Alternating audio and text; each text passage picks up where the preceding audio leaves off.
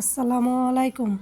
কেমন আছেন সবাই? কাছে দূরে দেশে এবং দেশের বাইরে যে যেখান থেকে আমার ভিডিওটি দেখছেন বা শুনছেন, আশা করি আল্লাহর রহমতে সবাই ভালো আছেন। তো এটা কিন্তু হচ্ছে গতকাল রাত্রের ভিডিও। তো আমি কিন্তু এখানে একটু চা বসাইছি, আগেই পানি বসাইয়া একটু মশলা দিয়ে নিয়েছিলাম। তো যেহেতু একটু ঠান্ডার সমস্যা, তো ভাবতেছি যে একটু মশলা দিয়ে চা খাবো। তো পরে শুধু পাতিটা দিলাম আর কি। আর এদিক দিয়ে দেখেন আমি কিন্তু চায়ের কাপে কিন্তু কিছু লেবু কেটে দিছি। তো লেবু দিয়ে চা খাইতে কিন্তু আমার খুবই ভালো লাগে। তো একবার আমি হসপিটালে গেছিলাম আর কি, যাওয়ার পর আর কি আমার ছোটো মেয়ে যখন আর কি হইব ওই সময়, তো হসপিটাল যাওয়ার পর দেখি এক লোকে আর কি লেবু দিয়া চা খাইতেছে হসপিটাল আর কি। তো দেখে আমার এত মন চাইছিল। তো তো দেখার পর আমার এত খাইতে ইচ্ছা করছিল। তো বাড়ি আইসা ওর আব্বুর আমি বলতেছিলাম যে ওই যে লোকটায় চা খাইতেছিল লেবু দিয়ে, আমার কিন্তু খাইতে খুব ইচ্ছা করছিল। পরে আমার বলতেছে যে তো তুমি বলবা না, তুমি খাইবা যায়। তো ওর আব্বু কিন্তু বাসায় আইসা তারপর আমার লেবু দিয়া চা করে দিছিল। তো লেবু দিয়া চা খাইতে কিন্তু আমার ভীষণ ভালো লাগে। তো আজকে লেবু আর মশলা দিছি কিছু বানায় খাইতেছি। তো লেবু দেওয়া চাটাও ভালো লাগে, আবার রং চাটাও ভালো লাগে। তো যারা যারা আমার ভিডিওটা দেখা শুরু করেছেন, প্লিজ একটি লাইক দিয়ে পুরো ভিডিওটুকু দেখবেন। আপনার একটি লাইক কিন্তু আমার কাছে খুবই মূল্যবান, আপনার মতো আরও অনেকের কাছে পৌঁছে দিতে সাহায্য করবে। তো যারা আমার চ্যানেলে নতুন, চাইলে কিন্তু চ্যানেলটি ভিজিট করে দেখতে পারেন। আপনাদের যদি এরকম লাইফস্টাইল ব্লগ ভালো লাগে, আমার কথাবার্তা বা কাজকর্ম কোনো কিছুতে যদি আপনাদের ভালো লাগে, প্লিজ চ্যানেলটা সাবস্ক্রাইব করে আমার পাশে থেকে যাবেন। আর নোটিফিকেশন অন করে রাখবেন, যাতে ভিডিও ছাড়ার সাথে সাথে আপনাদের কাছে পৌঁছে যায় এবং মূল্যবান সময় বের করে দেখে নিতে পারেন। আর যারা এই কাজটি করে নিয়েছেন তাদেরকে অসংখ্য ধন্যবাদ। তো আমার ছোটো মেয়ে আবার বলতেছিল রুটি নেওয়ার জন্য, ওনাকে রুটি দিয়ে খাইব।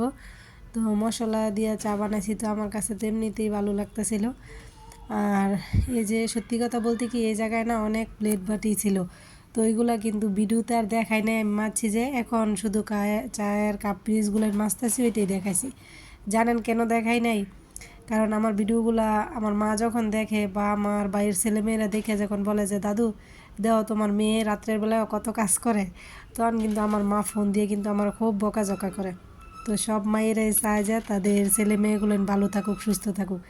যেহেতু ইদানিং আমি বা আমার ছেলেমেয়েরা খুব বেশি অসুস্থ হচ্ছি, সেজন্য আমার মা কিন্তু বারবার নিষেধ করে যে রাতে কোনো কাজ করতে যায় না, বা দিনের বেলা তো পানির কাজ যাতে কম করি। আচ্ছা আপনারা বলেন তো, গৃহিণীরা কি ওই যে পানির একটা কাজ আছে, ঘর গুছানো আছে, এই কাজগুলো না করে থাকতে পারে? তো সব মায়েরা চায় তাদের সন্তানরা ভালো থাকুক, এই থেকে আর কি আমার মা এখনও আমার বকাঝকা করে। অথচ আমার বিয়ে হয়েছে 17 বছর।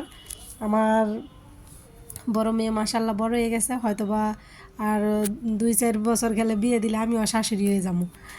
অথচ আমার মা কিন্তু এখনও আমার বকাঝকা করে। তো এইটা হচ্ছে আমার মায়ের ভালোবাসা।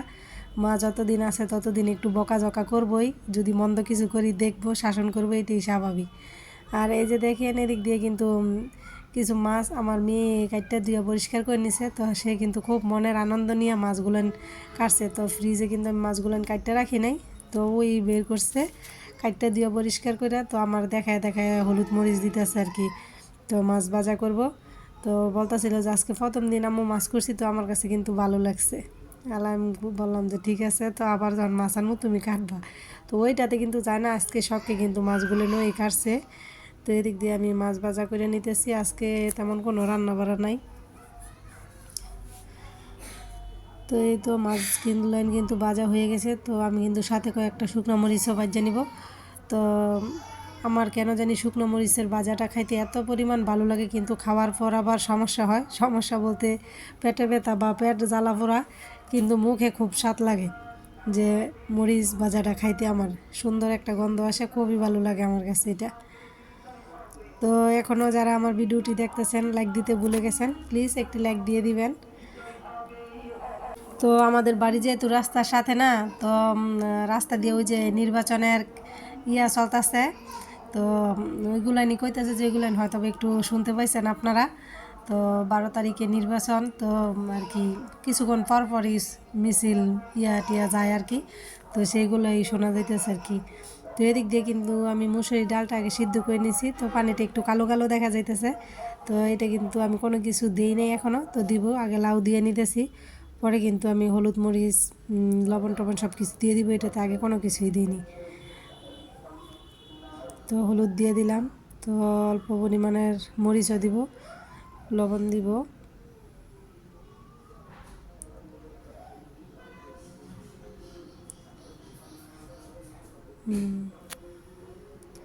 সরি, এটাতে কিন্তু আমি মরিচ দিই নাই, শুধু হলুদ দিছি, যেহেতু কাঁচামরিচটা দিব সেজন্য কিন্তু আর ফাঁকি মরিচেরটা দিলাম না। আর ডালের মধ্যে এমনিতেও কিন্তু আমি ফাঁকি মরিচটা খুব বেশি একটা খাই না, বা দিই না বললেই চলে।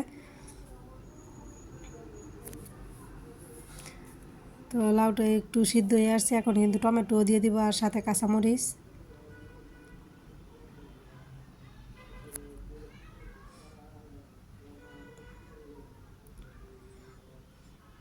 তো অনেক আপুদেরকে দেখি লাউ কত আর কি সুন্দর করে রান্না করে, কত কিছু দিয়ে। তো লাউ কিন্তু আমি ডাল দিয়ে খুব একটা খাই নাই বললেই চলে। আর লাউ শুধু আমরা আর কি একটু ওই যে শুকনো শুকনো টাইপের করে টমেটো দিয়ে রান্না করি, ওই রকমভাবেই খাই। অনেকে দেখি যে লাউ দিয়ে বিরান করে, তো ওইগুলো করে কোনো সময় আমার খাওয়া হয় নাই।